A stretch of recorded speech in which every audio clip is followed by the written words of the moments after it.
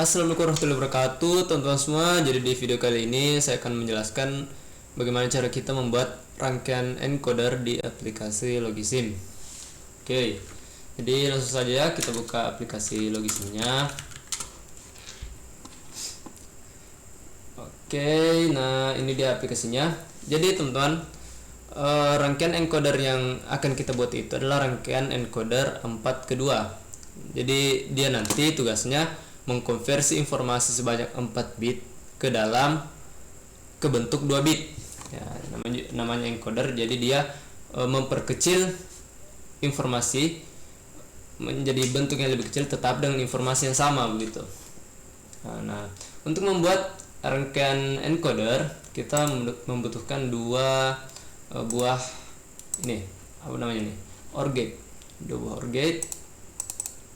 Dan karena yang akan kita bangun 4 ke 2, encoder 4 ke 2, jadi kita butuh 4 input. Nah, ini input yang pertama kita bisa taruh ke sini. Input kedua di sini. Input ketiga di sini dan input keempat di sini. Nah, kemudian teman-teman, input pertama ini atau input kedua ini kita sambungkan ke OR yang pertama, kemudian yang ini sambung ke OR yang kedua, kemudian input yang keempat ini kita sambungkan ke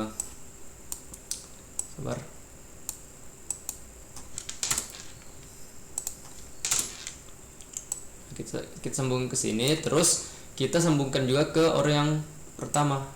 Nah, reset. Oke. Nah, kenapa yang ini tidak disambung, Bang? Karena nanti kita lihat penjelasannya. Nah, masing-masing dari input ini kita beri label. Ini saya kasih A0 ya.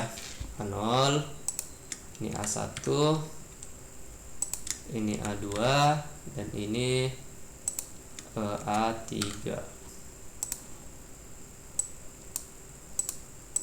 Nah, Oke. Kemudian teman-teman, outputnya seperti biasa kita pakai output pin 1, 2, kita sambungkan, dan ini juga kita beri label. Nah, kenapa diberi label? Ya, supaya memudahkan saja dalam membaca outputnya ya. Oke. Jadi teman-teman, kenapa A0 ini tidak disambungkan ke gerbang OR, ke salah satu gerbang OR? Karena A0 ini tidak mempengaruhi output.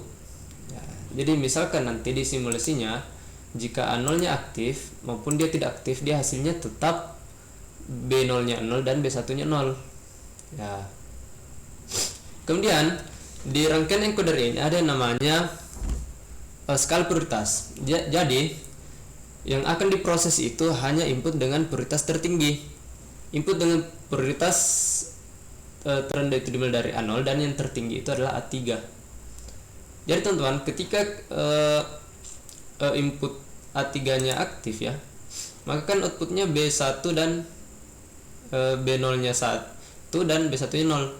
Kalaupun input A1-nya aktif, tetap informasi yang akan ditangkap itu mengatakan bahwa A3 lah yang aktif. Nah, coba kita lihat di tabel kebenarannya ya. Tabel kebenarannya saya sudah buat di sini.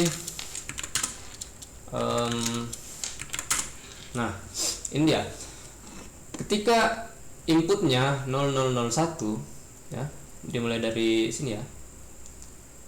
0001. Oke, outputnya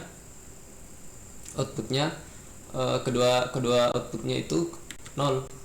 Coba kita lihat 0001. Ini ya, 0001. Outputnya tetap 0. Nah, artinya apa? Saya buka dulu.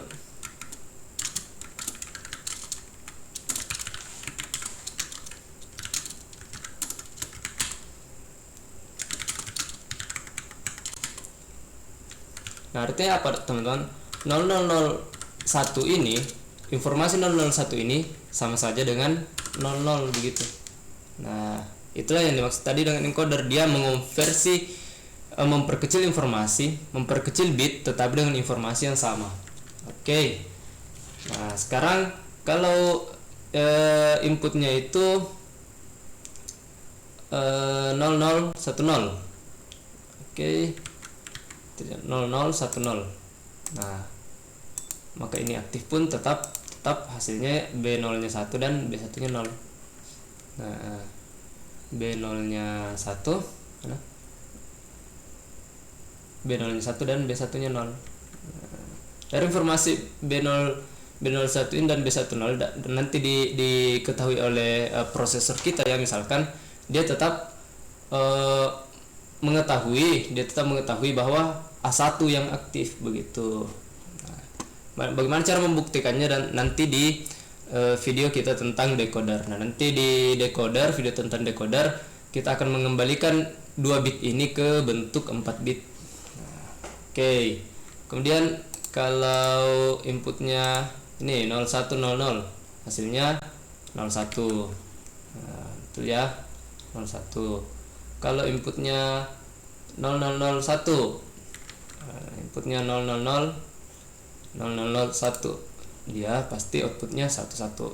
Ini hidup, ini tidak hidup juga tetap informasinya itu diketahui bahwa A3 lah yang hidup. Oke. Begitu saja Bang ya, begitu saja. Itu untuk encoder 4/2.